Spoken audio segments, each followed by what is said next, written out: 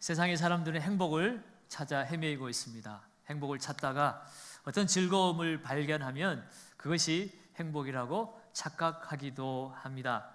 그러나 여러분, 이 세상에서 우리가 만나는 감정적인 즐거움은 진정한 행복이 될 수 없습니다. 그것은 시간이 좀 흐르면 금세 사라질 일시적인 즐거움이기 때문입니다. 조건과 환경에 따라 그 즐거움은 언제든지 변화될 수 있기 때문입니다. 우리의 진정한 행복은 감정적 즐거움으로 끝나서는 안 됩니다. 상황이 어떠하든지 영속적이고 지속적인 그러한 행복을 가져야 되는데, 그것은 즐거움이 아니라 기쁨이라고 하는 것입니다. 이 기쁨은 세상 환경으로부터 만들어지는 것이 아니라 하나님으로부터 주어지는 기쁨입니다. 그런 면에서 우리는 이미 이 기쁨을 소유한 자들입니다. 우리는 하나님으로부터 구원받은 하나님의 자녀가 되었기 때문에 그 구원의 기쁨을 소유하고 있는 참된 행복자임을 믿으시기 바랍니다.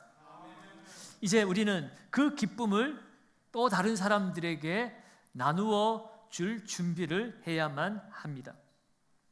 이 행복을 찾지 못해서 이 세상의 많은 사람들이 오늘도 방황하고 죽어가고 있기 때문입니다.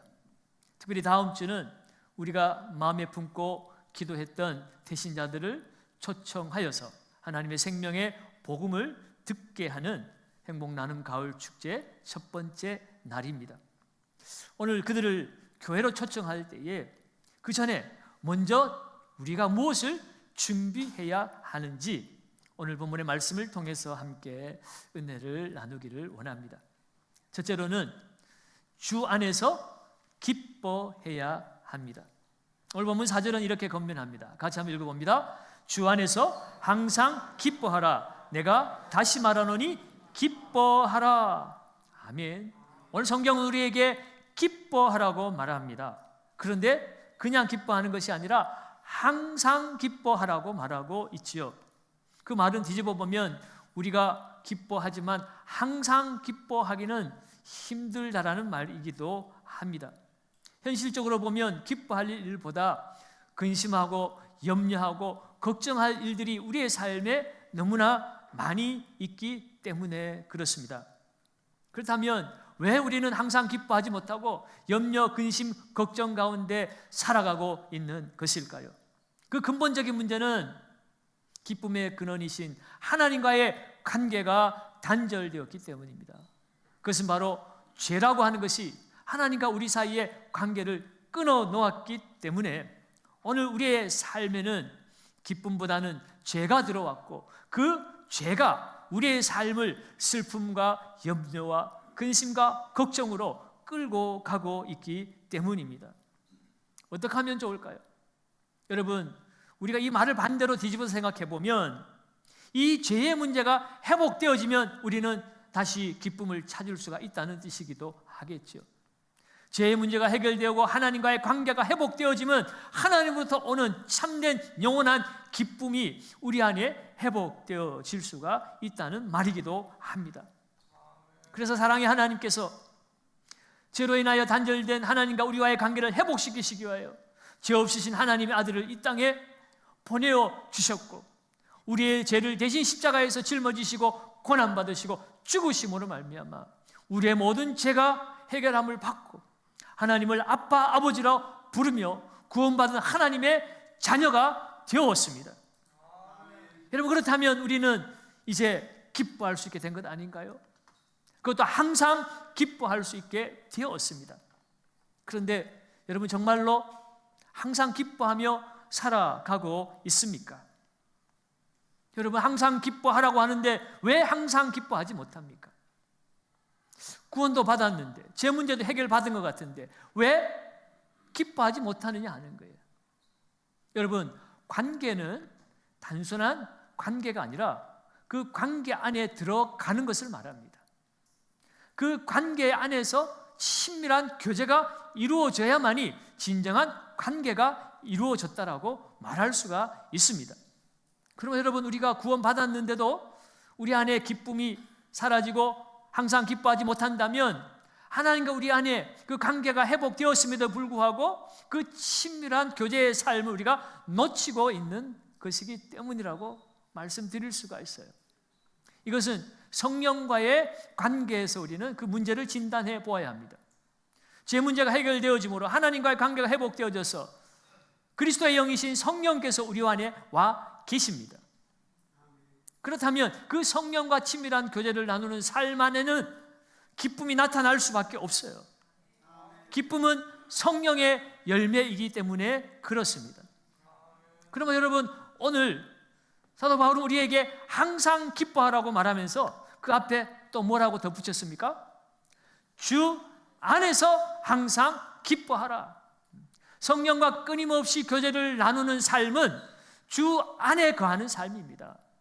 주님을 바라보며 주님의 시선으로 내 삶을, 내 인생을, 내 환경을 바라보기 시작할 때 세상과 환경이 주는 그런 감정적인 즐거움이 아니라 내 안에 성령께서 주시는 영원한 기쁨, 그것이 우리 안에서 역사하기 시작할 때에 우리는 상황과 상관없이, 조건과 상관없이 항상 기뻐할 수 있다는 것을 오늘 우리에게 말씀하고 있습니다.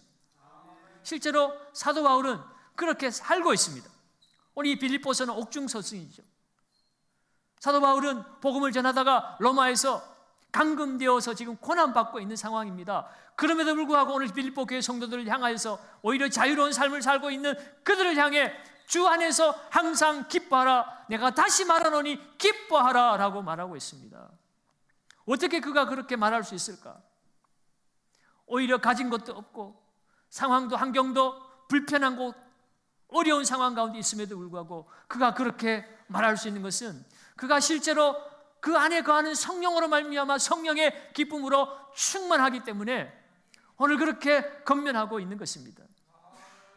그가 복음 전도할 때, 빌립보를 개척할 때도 빌립보 감옥에 갇혔던 적이 있죠.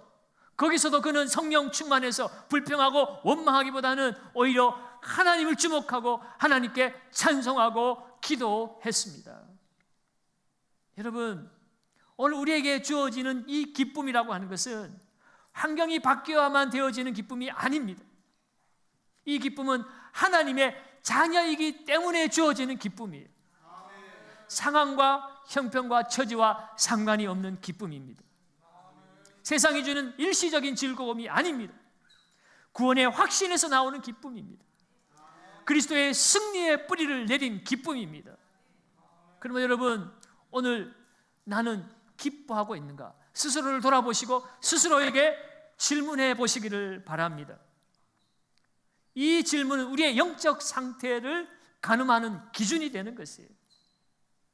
오늘 내가 구원받은 하나님의 자녀임에도 불구하고 기쁨이 사라졌다면 내 영적 상태가 무너졌다는 뜻이에요. 하나님과의 그 친밀한 교제가 사라졌다는 뜻이기도 한 것입니다. 여러분, 진정한 기쁨은 우리가 하나님의 자녀라는 정체성에서 옵니다. 그러면 여러분, 우리는 주 안에서 항상 기뻐해야 합니다. 어떤 분이 예수 믿게 된 동기가 어떠한가에 대해서 제가 들은 바가 있습니다. 이 사람 이웃 중에 예수 잘 믿는 성도님이 이웃 가운데 한 분이 계셨다고 그래요. 이분을 가만히 관찰을 해보니까 주일날에만 기뻐하고 즐거워하는 것이 아니라 일상생활 속에서 이웃을 만날 때도 그는 항상 친절하고 따뜻하고 온화한 미소와 기쁨으로 이웃을 대하고 있었습니다. 그래서 이 이웃이 너무 궁금해가지고 당신은 도대체 왜 항상 기뻐하고 살아가고 있는가? 왜 그렇게 항상 행복해 보이는가? 당신에게는 근심도 없나? 염려도 없나? 문제도 없나? 라고 그렇게 물어봤어요. 그랬더니 이분이 대답합니다. 나의 기쁨은 예수님 때문에 오는 기쁨입니다. 돈도 아니고 권세도 아니고 사람들의 평가와 칭찬도 아니고 예수님만 생각하면 기쁘다는 거예요. 예수님이 날 위해 죽으시고 부활하시고 나를 구원해 주셔서 하나님의 그 자녀의 권세를 허락하신 그것만 생각하면, 내가 장차 그 하나님 나라에 들어갈 것만 생각하면, 지금 좀 가난하면 어때? 지금 좀 사람들이 알아주지 않으면 어때? 사람들이 나를 째려보면 어때? 사람 보지 않고 환경 보지 않고 날 바라보신 그 주님만 바라보니 그 영혼의 참된 기쁨이 솟아났던 겁니다. 그래서 그분이 그런 분이 계시다면 나도 참 만나고 싶다. 나도 알고 싶다. 네가 만난 예수 나도 만나고 싶다. 그것이 계기가 되어서 그분이 교회를 나오게 되고 복음을 듣고 그분도 예수 믿게 되었다는 간증을 들었습니다. 사랑하는 여러분, 복음을 나누는 첫걸음은 다른 것에 있지 않습니다. 우리가 힘쓰고 노력해야 될 부분들이 많이 있지만 무엇보다도 우리가 먼저 주 안에서 기쁨을 회복해야 합니다. 내가 기뻐하지 않으면서 누군가에게 이 기쁨의 소식을 전하겠다고 하는 것은 모순이죠. 어불성설입니다. 찌그러진 얼굴로 근심염려에 가득 찬 모습으로 교회 가자, 예수 믿으면 복 받는다 말하면 너 먼저 잘 믿어라. 네 얼굴 먼저 피고 와서 그때 와서 얘기해라. 그래 얘기하지 않겠어요? 여러분, 주 안에서 항상 기뻐하십시오. 기쁨은 전염성이 있습니다. 내가 기뻐하면 나를 만나는 사람도 함께 기뻐할 수 있습니다. 그 기쁨을 통하여 복음의 능력이 그들에게 전달되어질 줄로 믿습니다. 두 번째로 우리가 준비해야 될 것은 관용을 모든 사람에게 알게 해야 합니다. 오늘 5절은 이렇게 말씀합니다. 5절도 우리 같이 한번 읽습니다. 너희 관용을 아멘. 세상에서는 옳은 것을 많이 따지지요. 그런데 이 옳은 것보다 더 높고 더 큰 것이 있습니다. 그것이 바로 관용입니다. 이 관용이라고 하는 것은 단순한 어떤 율법적 공정함을 따지는 것이 아니라 타인을 이해하고 배려하는 태도입니다. 엄격한 정의를 추구하기보다 더 크고 더 깊은 사랑을 실천하는 것, 그것이 바로 관용입니다. 여러분, 때로 우리가 아이들을 키울 때 화가 나서 책망도 하고 잔소리도 하고 때로는 매를 들기도 하고 뭐 그냥 갖다 버리고 싶을 때도 있잖아요. 그렇죠? 아닌가요? 그렇지만 결국은 우리는 그 아이를 이해하고 용납하고 기다려줍니다. 왜요? 지금은 뭔가 부족할지라도 장차 변화될 미래를 우리가 바라보고 그것을 기다리기 때문입니다. 언젠가는 변화되겠지, 새로워지겠지, 그것을 믿고 기다려주는 것, 그것이 관용입니다. 바울은 지금 교회 안에서뿐만 아니라 당시 사회 속에서 갈등을 해결하는 중요한 요소로서 관용을 제시하고 있습니다. 오늘날에도 이 관용이 사라진 시대예요. 극과 극으로 치닫고 있습니다. 보수와 진보, 여와 야, 남과 여, 서로를 이해하고 서로의 생각으로 들어가려고 생각하지 않습니다. 나하고 안 맞으면 무조건 잘라내고 끊어내야만 되는 거예요. 여러분, 오늘 우리는 모든 상황 속에서 타인을 이해하고 간대하게 대하는 태도를 배워야 합니다. 그 속에서 그리스도의 사랑과 은혜가 흘러가게 되어 있습니다. 우리의 일상생활 속에서 우리는 크고 작은 많은 갈등을 겪고 살아갑니다. 내 뜻과 안 맞으면 우리는 먼저 화부터 내죠. 목소리 큰 사람이 이긴다고. 어쨌든 소리 한번 질러야 직성이 풀리거나 아니면 이겼다는 승리에 도취되어서 잠시는 즐거울 수는 있지만 돌아서면 왠지 찜찜하고 마음의 한구석이 허전하고 고통스러운 삶을 살 수밖에 없습니다. 여러분, 갈등이 생겼을 때 화부터 내지 마시고 먼저 그 상대방의 입장으로 들어가서 그 사람 입장에서 한번 생각해 보시기 바랍니다. 그리고 그 의견을 존중하고 이해하는 관용의 태도를 우리가 실천할 수 있어야 합니다. 어느 교회에서 일어났던 일입니다. 우리가 교회에서 여러 가지 봉사를 하는데 그 교회도 주차 봉사를 하는 한 성도님이 계셨어요. 여러분, 주차 공간이 요즘 부족하니까 이 주차장에서 많은 트러블이 일어납니다. 감정적인 그런 갈등도 일어나기도 하고요. 어느 날 한 성도님이 주차를 하다가 뭐가 불만이 있었는지 그 주차 봉사하는 그분에게 화를 내기 시작했습니다. 왜 나만 이렇게 힘들게 주차를 시키냐는 거죠. 그 성도님도 그 이야기를 들을 때에 속으로는 그냥 불끈하고 올라오는 것이 있을 수 있었지 않겠습니까? 주차 봉사가 얼마나 어려워요.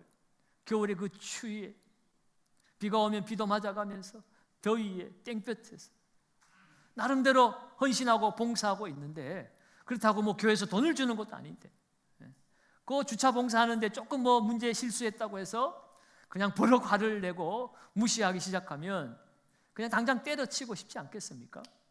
저같이 이렇게 감정적인 사람은 그래 한번 싸워보자 하고 그냥 십자가 떼고 그럴 수도 있는데, 놀랍게도 이 주차 봉사하시는 분이 이렇게 얘기를 합니다. 그것도 웃으면서, 성도님 죄송합니다. 다음 주에는 더 나은 자리를 찾으실 수 있도록 제가 열심히 도와드리겠습니다. 그렇게 그 말 한마디에 화를 내던 그 성도의 마음이 봄눈 녹듯이 확 녹아져 버린 거예요. 그것을 계기로 그 두 사람은 교회 안에서 누구보다도 절친이 되어지고 함께 하나님의 나라를 아름답게 세워가는 동역자의 삶을 살게 되었다는 것입니다. 여러분, 따지고 보면 그거 별것 아닌 순간일 수 있지 않아요? 말 한마디 잘못하면 평생 동역자가 될 수 있고, 그 순간에 말 한마디 내 감정 컨트롤을 잘못해가지고 평생 원수가 될 수도 있습니다. 뭐 주차 금 한 번 밟으면 어때요? 좀 좁은 곳에 들어가면 어때요? 또 잘못 좀 인도했으면 어때요? 그 순간 상대방을 배려하지 못하는 그 감정적인 태도가 우리가 수많은 원수들을 만들어내고 살아가고 있다는 겁니다. 여러분, 우리는 이 관용을 실천하는 훈련을 해야 합니다. 상대방을 이해하고 갈등이 생겼을 때 화를 내기보다는 먼저 부드럽게 다가가는 태도, 그것이 복음이 전달되어지는 강력한 도구가 될 것입니다. 특별히 오늘 본문은 모든 사람에게 관용하라라고 말하면서 그 뒤에 뭐라고 덧붙이고 있습니까? 주께서 가까우시니라. 관용을 해야 될 이유에 대해서 주께서 가깝기 때문이라는 거예요. 이게 무슨 말입니까? 뭐 알면서 모른 척해요. 주님이 오실 때가 가깝다는 거예요. 주님이 곧 오시면 이 세상 심판받을 것인데, 주님이 오시면 내 명예, 내 자존심, 그게 뭐라고? 주님이 우리에게 심판하실 것을 얼마나 사랑했느냐, 얼마나 용서했느냐, 얼마나 관용을 베풀었느냐, 얼마나 친절했느냐, 얼마나 겸손했느냐, 주님이 그러고 물어보시지. 얼마나 자존심 세웠느냐, 얼마나 높이 올라갔느냐, 얼마나 떵떵거리고 살았느냐, 그런 거 찾으시겠어요? 아무것도 아닌 것을 가지고 주님 오실 날 가까웠는데 에너지 낭비하지 말라는 거예요. 시간 낭비하지 말라는 거예요. 주님이 오늘 오실지 내일지 오실지 모르는데, 오늘 그 주님 오실지도 모르는데 앉아가지고 세상의 일로 자존심 가지고 서로 싸우고 다투고 있어서 되겠느냐는 거죠. 여러분, 우리가 전도할 때도 세상 사람들이 보기에 교회 안에서 작은 일, 별것도 아닌 일 가지고 서로 다투고 싸우는 일 모습을 보여주면 그들에게 복음을 전해도 그들이 그것을 받아들이겠냐는 겁니다. 여러분, 오늘 우리는 복음을 나누기 위해서도 우리는 모든 사람에게 관용을 베풀어야 합니다. 사람들은 우리의 말을 듣기보다는 우리의 행동을 주목하기 때문입니다. 우리의 삶에 사랑과 자비가 가득할 때 그것이 복음의 능력이 되어서 우리의 기도하는 사람들의 그 심령에 와 닿게 되어집니다. 특별히 이번 한 주간 여러분의 태신자들에게 찾아가서 여러분의 관용을 보여주시기를 바랍니다. 우리는 그들을 단순히 이 예배당이라는 건물로 초대하는 것이 아닙니다. 하나님의 사랑 안으로 들어오라고 우리는 그들을 초대하는 것이에요. 그 하나님의 사랑을 누가 보여줍니까? 저는 말씀만 대언할 뿐이고요. 여러분이 그리스도의 손과 발이 되어서 그리스도의 사랑의 향기가 편지가 되어서 여러분의 말 한마디, 여러분의 몸짓 하나, 여러분의 섬김, 그것이 바로 태신자들에게, 전도 대상자들에게 나눠줄 수 있는 참된 복음의 능력입니다. 이번 한 주간에도 여러분 교회에서도 선물 준비해 드리잖아요. 그 선물 들고, 아니면 여러분들이 개인적으로 만든 선물이나 또 사랑이 담긴 편지나 메시지라도 가지고 가서 그들에게 간용을 베푸시고 사랑을 베푸시고 친절을 베푸시는 우리 영상교회 모든 성도들 되시기를 주의 이름으로 축원합니다. 세 번째로 우리가 준비해야 될 것은 모든 일에 기도와 간구로 준비해야 합니다. 오늘 6절을 같이 읽습니다. 아무것도 염려하지 말고 오직 모든 일에 기도와 간구로 너희 구할 것을 감사함으로 하나님께 아뢰라. 아멘. 아무것도 염려하지 말라는 것은 염려하는 것을 중단하라는 뜻입니다. 염려와 근심은 우리의 삶의 평안을 빼앗아 가버립니다. 그러므로 우리의 마음이 고통을 받게 되고, 우리의 마음이 고통을 받으면 우리의 육체에도 질병이 찾아오게 되어집니다. 여러분, 잠언 17장 22절에 보면 마음의 즐거움은 양약이라도 심령의 근심은 뼈를 마르게 하느니라. 여러분, 마음의 기쁨과 즐거움으로 가득 차면 그 마음만 아니라 육체도 건강해지지만, 반대로 그 심령이 근심에 쌓이고 걱정, 염려에 빠져 있으면 그것이 스트레스가 되어서 온 육체에 뼈를 마르게 하는 질병이 찾아온다는 거예요. 그러면 여러분, 베드로 사도는 베드로전서 5장 7절에 너희 염려를 다 주께 맡기라. 이는 그가 너희를 돌보심이라 말씀합니다. 여러분, 우리의 삶 전체를 하나님께 맡겨야 합니다. 염려할 것도 걱정할 것도 근심할 것도 하나님께 맡겨야 합니다. 맡기는 것이 뭡니까? 그 문제를 가지고 하나님 앞에 기도하라는 거예요. 염려하고 걱정하고 근심할 시간에 그것을 가지고 하나님 앞에 기도의 자리로 바꿔내라는 겁니다. 그것도 모든 일에 기도하라는 거예요. 우리는 내가 할 수 있는 일 정도는 하나님께 기도하지 않아도 된다고 생각하죠. 그러나 하나님은, 우리가 관계라고 하는 것은, 아버지와 자녀의 관계는 작은 일, 큰 일 무엇이든지 말할 수 있는 것이 친밀한 관계죠. 내가 할 수 없는 것만 하나님께 기도하는 것이 아니에요. 내가 할 수 있는 일도 하나님 앞에 내가 이거 하려고 그래요. 내가 이거 하고 싶어요. 아버지 어떻게 생각하세요? 아버지도 좋아하시나요? 그렇게 하나님 앞에 작은 일까지도 우리가 기도할 수 있어야 되는 것이고, 또 반대로 이건 너무너무 어마어마한 일이라서 이루어지지 않아, 하나님도 하실 수 없을 거야 라고 생각해서도 안 되는 겁니다. 여러분, 내가 불가능한 것은 내가 불가능한 것이지 하나님이 불가능한 뜻은 아니잖아요. 나는 할 수 없는 일처럼 보여도 전능하신 하나님께는 문제가 없는 겁니다. 그러므로 우리는 모든 일에 우리는 가리지 말고 하나님 앞에 기도와 간구로 나아가야 합니다. 특별히 그 기도는 감사의 기도를 드리라고 말하죠. 감사함으로 하나님께 아뢰라. 여러분, 문제를 문제로 여기지 아니하면 문제가 아닙니다. 문제라고 생각하니까 문제인 거죠. 문제로 여기지 말고 이 모든 상황도 합력하여 선을 이루시고 역사하실 하나님 앞에 맡기고, 그 하나님이 나를 맡아주셨다는 것에 대해서 감사하면서 기도하는 겁니다. 그러면 여러분, 오늘 우리가 복음을 나누며 나아갈 때 우리가 감사하며 기도하는 것은 너무나도 중요합니다. 우리의 기도를 들으시는 하나님께서 우리의 전도 대상자들을 어루만지시기 때문이에요. 영혼의 구원은 내가 말 잘한다고 되는 게 아니에요. 여러분, 비싼 선물 가져다 준다고 그 영혼이 변화되는 것도 아닙니다. 내가 할 수 있는 모든 노력을 다 기울여야 되지만 그 영혼을 변화시키는 분은 하나님이시기 때문에 우리는 결코 기도하지 않고는 이 전도 축제를 해나갈 수가 없는 것이에요.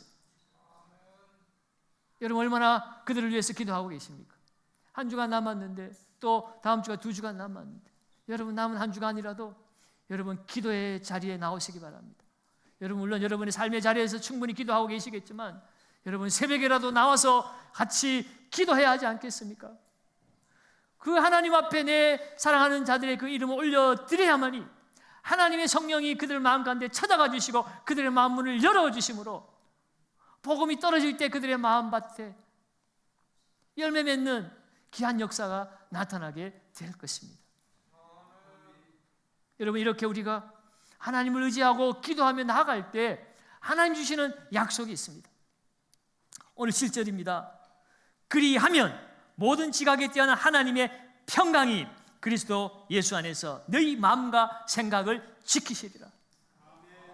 우리의 행복을 우리가 누리지 못하는 이유는 우리의 마음이 분주하기 때문이고 마음이 혼란스럽기 때문입니다. 마음을 다스리지 못하기 때문에 그래요. 은금을 가져도 마음이 불안하면 행복하지 않습니다. 초가상간에 살아도 아무 가진 것 없어도 내 마음이 평안하면 행복하다고 말할 수 있죠. 주님 때문에 기뻐하고 주님이 나를 용서하신 것처럼 많은 사람들에게 관용을 베푸며 살아가고 그리고 모든 일에 기도하며 감사하며 나아가는 자에게 하나님이 응답해 주신다는 거예요. 하나님의 평강으로 우리의 마음과 생각을 지켜주시겠다는 것입니다. 우리 마음에 평강이 찾아오는 것은 기도 응답의 사인입니다. 여러분, 이 기도 응답이 찾아오면 우리의 삶의 환경이 변하지 않아도 정말 십자가를 지고 가는 무거운 짐처럼 느껴질지라도 우리의 마음은 기뻐할 수 있습니다. 왜요? 주의 뜻대로 기도하고 응답을 받았잖아요. 환경은 힘들어도 내 마음은 평안하잖아요. 여러분, 이것이 세상 사람들과 하나님의 자녀들의 근본적인 차이입니다. 환경 때문에 기뻐하고 즐거워하고 행복하고 불행한 것이 아니에요. 많이 가지고도 높은 자리에 올라가서도 마음의 불안을 이기지 못하고 잠 못 이루고 불행하게 사는 사람들이 얼마나 많이 있습니까?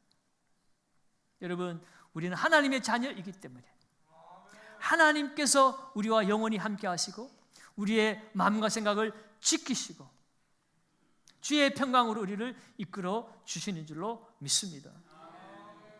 사랑하는 여러분, 우리는 진정한 행복을 소유한 사람들입니다.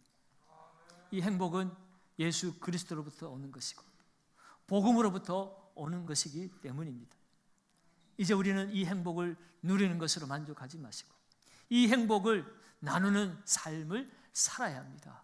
그것을 위해서 행복 나눔 축제를 우리가 준비하고 있는 것이죠.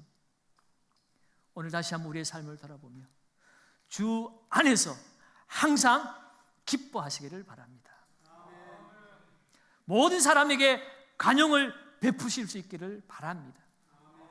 그리고 모든 일에 기도와 간구로 감사하며 하나님께 아뢰며 나아가십시오.